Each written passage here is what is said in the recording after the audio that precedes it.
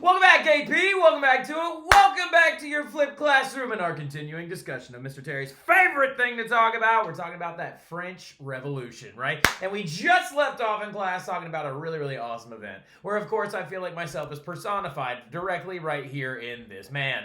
Now, we were talking about, of course, the tennis court oath of 1789, right? That occurred on June 20th, 1789. Now, really quick, before we even start this flip going into it, you'll notice really quickly that I'm a very, very big dates person in this particular thing that I'm talking about, right? In this particular story, in this particular storyline, I know a lot of dates. You don't need to know these dates, okay? I'm just giving you these dates just kind of give you a general outline, and if you're a dates person, use them, all right? Like if you're a dates person, really, really kind of gravitate towards them because it might help you create a story inside your brain, all right? Whereas of other people, though, you don't necessarily need them, right? Just focus more on, remember, this is a story. This is an active story. It is a living, breathing event that still has major ramifications inside of the world that we live in today. All right, so now look, going into it though, okay, just keeping that in the back of your mind, we left off in the class talking about the tennis court oath. Whenever the National Assembly actually formed themselves on an indoor tennis court inside of Versailles and swore that they would never break up until their demands were met. And this National Assembly that took this tennis court oath was made up of members of not just the Third Estate, but of the First and Second Estate as well, right? Just showing us that the Estates General was doomed to failure, right? It was done, it was over, it was going to dissipate, right?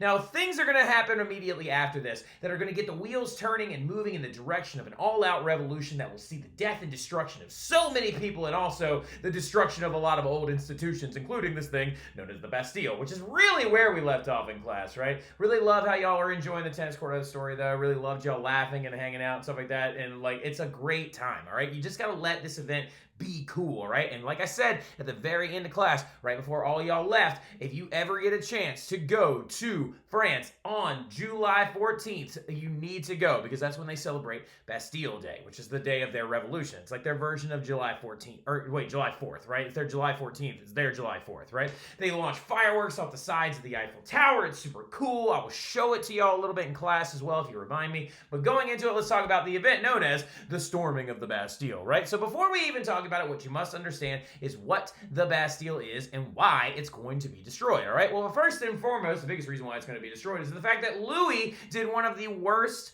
possible stupidest actions he could have done, all right? And what he did is he started moving the military around. And what Riley Penapinto so just like amazingly said in class whenever she was like, oh yeah, that's gonna freak everybody out, right? Because all these people in France are not allowed to carry weapons, whereas the military itself has a bunch of guns and stuff, and they tend to point those at people who are about to have a revolution, right? So the people of France are starting to mill around and getting really freaked out. And these are all the people that are not at the Estates General, right? So we need to remember that, right? Remembering our geography of France, remembering our depth of knowledge of France, remembering our understanding of French history. Versailles is built 13 miles outside of Paris, right? So what the Estates General and where it's happening is far away, right? They can't even get to it, right? 13 miles would take the average person several hours just to walk out there, right? So you're looking at this thing going on far away. They're receiving information about it about a day later, right? And they know things are not going well. They're very aware of it, right? The bourgeois and the poor inside of Paris are very aware that things are not going to plan. However, they have heard about the tennis court oath and stuff like that, and so they're starting to get a little feisty, right? So now what you need to understand, though, as well, is that yes, Louis and Marie Antoinette came out onto the balcony. She wore her hair down, right? Shout out, Cassie Nguyen. She wore her hair down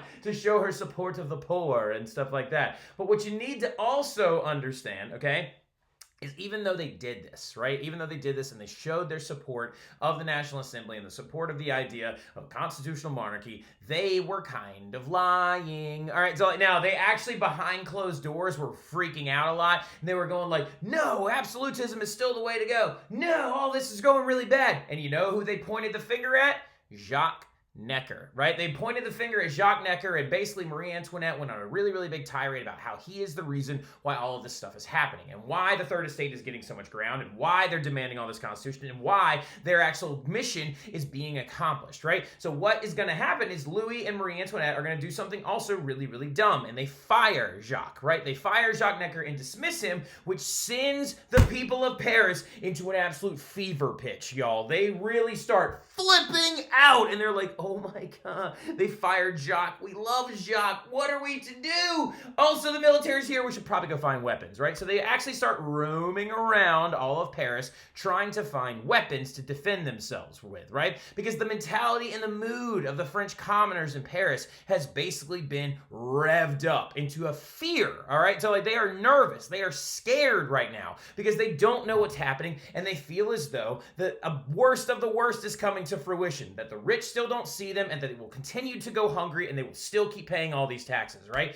Well, now what we need to understand, though, is how these rumors are going to affect the French people, okay? Because they're starting to hear that the military is being brought in by Louis to actually attack them and suppress any revolts that may break out, because some revolts have actually broken out in the countryside of France already.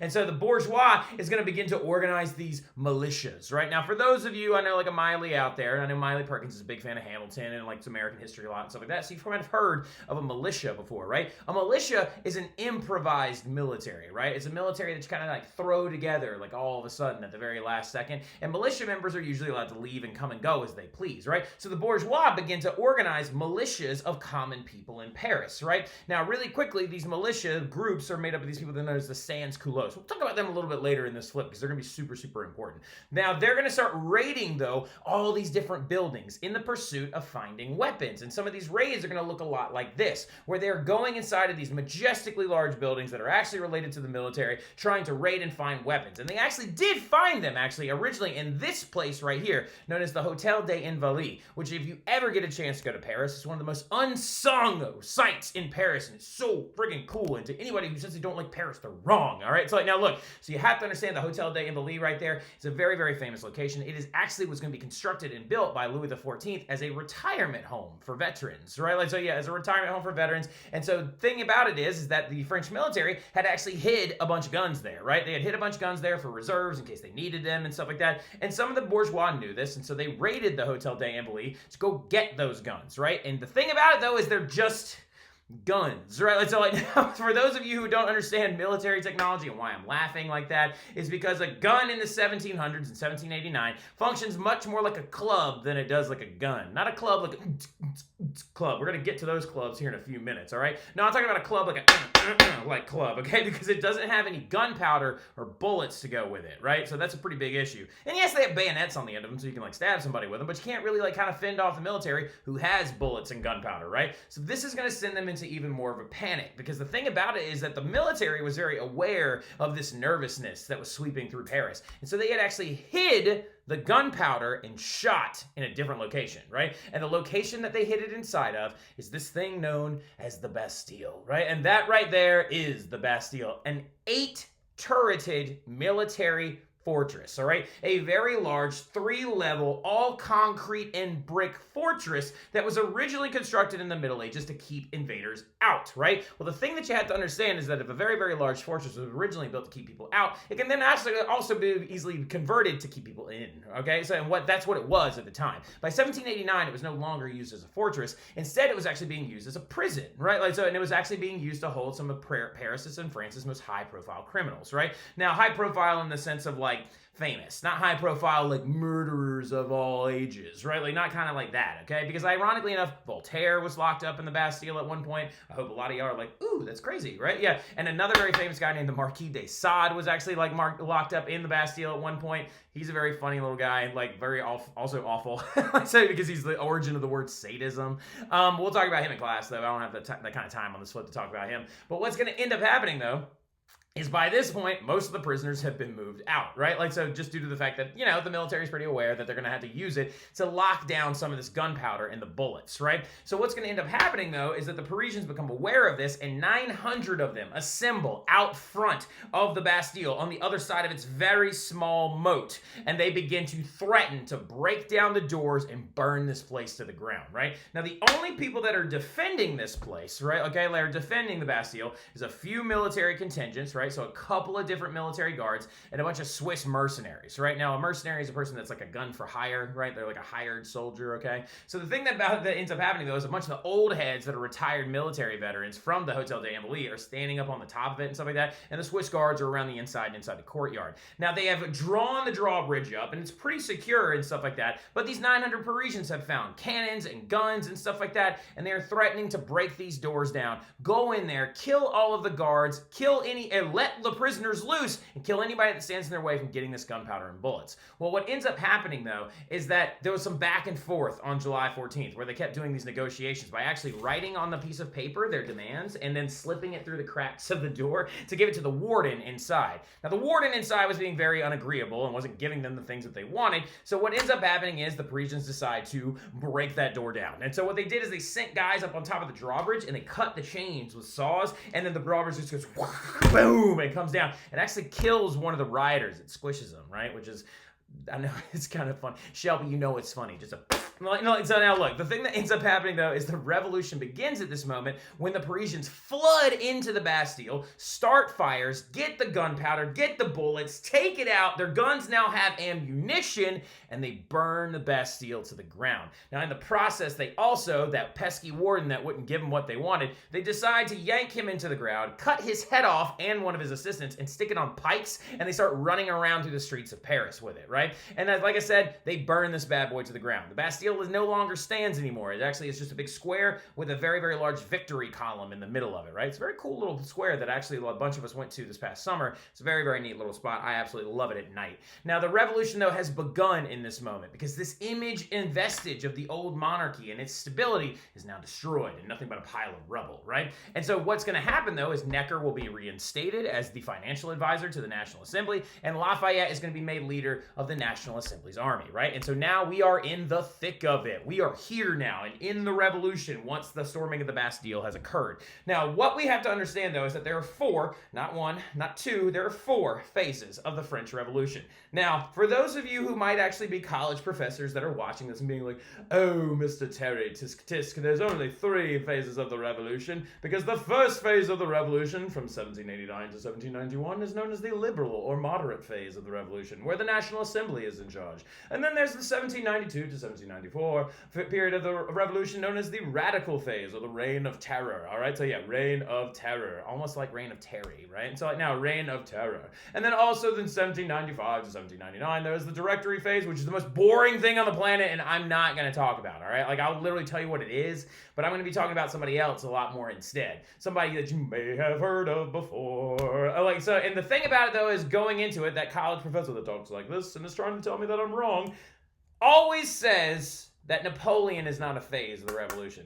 I disagree. So, I completely disagree, because I think that peace, tranquility, and comfortability was not really brought to France until post-1815, once Napoleon gets exiled. So in this class, we are going to discuss Napoleon as if he is a phase of the revolution. But on the actual College Board AP exam, if they don't mention him as a phase of the revolution, they also haven't brought him up in 2 freaking years, which is crazy to me. So anyway, but I also consider the Napoleonic phase of the revolution. Now, people disagree with this, but that's what I'm going with, all right? So now, going into it, though, you notice that I have a lot of great pictures around the outside of this bad boy and stuff, because we are now in the thick of a revolution. And it's a revolution much unlike the American Revolution. This revolution has symbols and propaganda and imagery that actually goes along with the revolution itself, right? For example, if you supported the revolution during the actual early phases, the liberal and the radical phase and stuff like that, you might actually be seen wearing one of these bad boys, right? What that thing is known is as a tricolor cockade, right? It's a pin that shows your support of the revolution, right? And that tricolor represents 2 very, very famous things, right?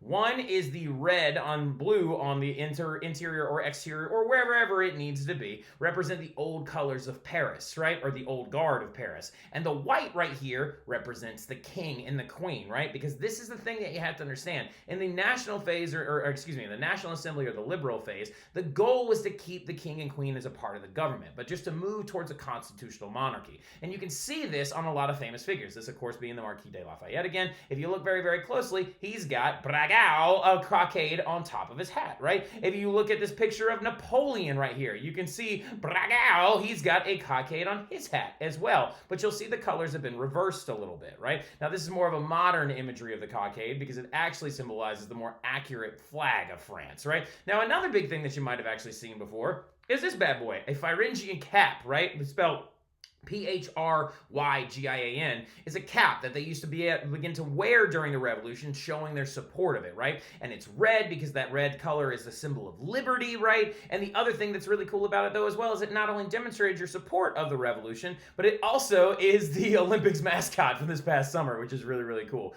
That very, very adorable little guy. He's actually a hat. So, yeah, like now, and he actually is an image of their revolution, right? So now going into it, what you have to understand is there's going to be a lot of big events that come right after the storming of the Bastille that are going to demonstrate the progression forward of this revolution, including two big ones known as the August Decrees and the Great Fear. Not in that order. They actually go Great Fear, August Decrees in this order. And they're really, this pair of events is really, really good at explaining the difference in approach of the National Assembly phase or the liberal/moderate phase of the revolution against the radical phase, right? Because what the National Assembly phase or the liberal/moderate phase can always really truly be defined by is something really bad happening and then the National Assembly coming in and fixing that problem, like immediately, right? Noticing that something is awful and then being bang, and then just like actually coming in and fixing it, right? Not just a band-aid, but making it a lot better. So what's going to end up happening is all of these things are going to start breaking out, right? And the storming of the Bastille is going to get back to Louis. And one of the biggest, or not biggest events, but a very important moment in the era of the revolution is an advisor comes up to Louis and they tell him, right? And they're like, hey, the poor have armed themselves in Paris. They have burned down the Bastille. They are beginning to form militias. Sir, this is getting pretty crazy, right? And he asks them, Louis XIV looks at this advisor and says, is it a riot, right? And then the advisor says, no, sir. It is a revolution. So we are in full fever pitch at this point, right? And while Louis is hiding in Versailles, talking to that advisor about, is this a riot or is this a revolution, things are really hitting the fan, right? And not just in Paris, but throughout the rest of France, right? Because we have to understand that rioting is beginning to break out in the countryside. Now, really quickly, rioting had already kind of broken out in the countryside a little bit before the revolution. There was a lot of different movements of poor people protesting against hunting rights and actually destroying like boxes of birds and like stuff like that and hunting different animals on rich people's lands when they weren't supposed to. But we are now in a different phase where actually the poor are beginning to fear the noble uprising, right? So basically what's occurring now is that since the burning of the Bastille, a lot of the people that are poor in the countryside are starting to freak out that they think the nobles are going to start reforming the military and come after them. So what they're doing is perpetrating an event known as the Great Fear, right? Because of this nervousness, because of rumors, and because of fear that's spreading throughout the countryside, the poor are beginning to do a lot of crazy things. They are burning feudal contracts, right? The things that bound them to the land, because there still are serfs that exist in France at this time, right? When the revolution began, yes, serfdom was still a thing. Most people were just rural peasants, but serfs still existed, right? And so they start burning these feudal contracts that bound them to the land, which I hope a lot of y'all are just slow clapping for these serfs, like in the background right now, because it's ridiculous that they even still exist. They also are beginning to take back common lands that had actually been enclosed off and trying to reassess their ability to create villages and share community property. They also are starting to destroy enclosures. They are really burning fields. They are burning rich people's homes, and they are going nuts, all right? And so in response to this, which is a good example of the National Assembly/moderate phase, the August Decrees will be issued to get these to stop, right? Because this is not how a revolution can advance, right? If you look at the American Revolution, our revolution was characterized primarily by a war against Britain, right? But at least we were organized in that war, and 2 out of 3 Americans were like, yeah, let's go get them, right? Like, so no, that's an actual statistic. 2 out of 3 Americans were like, yeah, let's go get the British, right? Whereas 1 out of the 3 were known as loyalists. No, but anyway, you'll learn about that next year. So the thing about it, though, is that that's the intrinsic difference in France. France is not fighting a foreign enemy, right? They are fighting themselves, okay? Like, so this is an internal revolution. So the thing about it is the National Assembly cannot have poor people burning down stuff, destroying crops and fields, because one of the original issues of this revolution is food access, right? So the National Assembly comes in and they issue this thing known as the August Decree, right? And on the night of August the 4th, 1789, the nobility was forced to surrender, right? In response to the Great Fear, the National Assembly, in a very, very chaotic ceremony, basically outlawed the idea of nobility forevermore in France, right? They basically said no longer will nobles exist because you will surrender all of your titles. You will never be known as the Monsieur de blah, blah, blah. You will never need to be known as the Duke de blah, blah, blah. Let's say, yeah, or any of this other shenanigans. And you are now going to be common people just like everybody else, right? So the ancient regime was destroyed in one night in like France. It's called, known as the night of August the 4th, which was in response to the Great Fear, right? They forced them to surrender their title, their dues. And y'all, serfdom was abolished in France on August 4th, 1789, and feudalism was no more, right? So as you can tell, within a month, they are getting a lot of stuff done in this revolution that they have been sitting on their thumbs and just twiddling around for a really, really long time, okay? So as you can tell, this stuff is very important, and this is really, really big because feudalism is now destroyed because of this revolution, right? And then also, mere weeks later, the National Assembly had noticed, you know what we don't have? We don't have a document like the Americans have that actually demonstrate our rights against our government. So one of the biggest and most Enlightenment style things that happens during the revolution happens on August 27, 1789, when they create a document that is almost exactly like the American Bill of Rights, and it has such a cool name, and it sounds like a death metal group that Mr. Roddy and Mr. Broussard might start together, and it's known as the Declaration of the Rights of Man. End of the Citizen. I love the name of this document, the Declaration of the Rights of Man. All right, so yeah, I hate the "and of the citizen" part. I think it ruins the entire name of the document. So we're just going to call it the Declaration of the Rights of Man, or the DORM, all right? Yeah, or you can call it the Duma, you can call it whatever you want, all right? And for those of you being like, what about women? We'll get there. So now, but really quick though, okay? What ends up happening though is the Declaration of the Rights of Man comes out, which is an Enlightenment-style document which outlines everybody's basic rights under the new regime in France, okay? And it's set up almost exactly like our Constitution and amendments, all right? So like now, for those of you who know, of course, the first 10 amendments are known as the Bill of Rights in the American Constitution.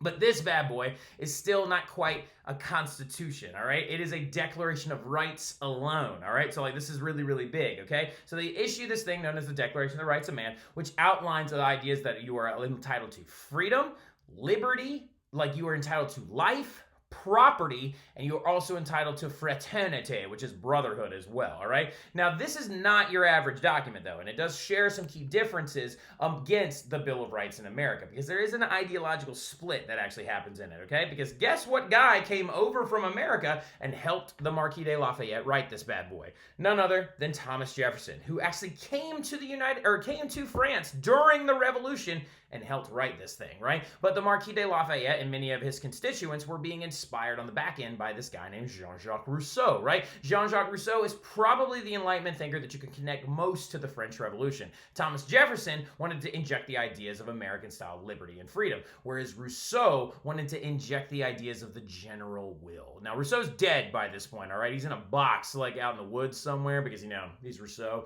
So, like, now what ends up, but he actually does end up getting dug up and then brought back to France.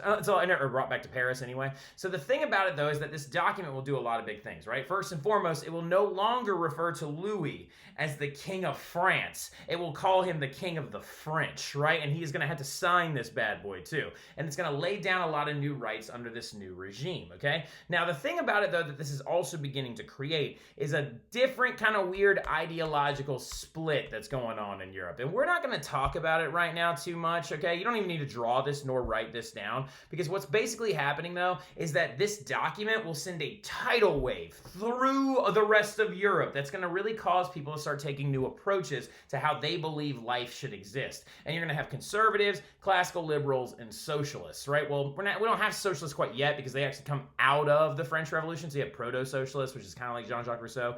And a lot of it depends on where they do need to place power, right? And so, like, for example, conservatives want the power to stay with the ruling class. The classical liberals want it to be more in the middle with representative bodies and voting systems, but not voting for all. And then proto-socialists believe that it should, like, and actually socialists in general and some of these, like, newer people believe it should actually rely completely within the hands of the people and the general will should rule all. So what we're still seeing, though, is a lot of new divisions pop up throughout all of this, right? But what we need to do as well, though, is we're going to actually cut it off right here, and we're going to talk about another huge event that actually goes down in France after this in class, right? And we're going to be talking about this thing known as the Women's March of 1789, right? So right now, which is absolutely awesome, okay? But we'll cut it off right here and just kind of know this is going on in the background, that people are now beginning to actually, in other European countries, places like England, Holy Roman Empire, they're watching what's happening in France and they're being like, well, we should definitely continue to just have a king in charge. And then other people are like, maybe we should have some voting. And like, so basically what's happening is like, how do we avoid this? How do we like do this? What are we going to do? Will this revolution spread to our country? That's a big question, right? But we're going to cut it off right there. I'll see y'all soon. Y'all have a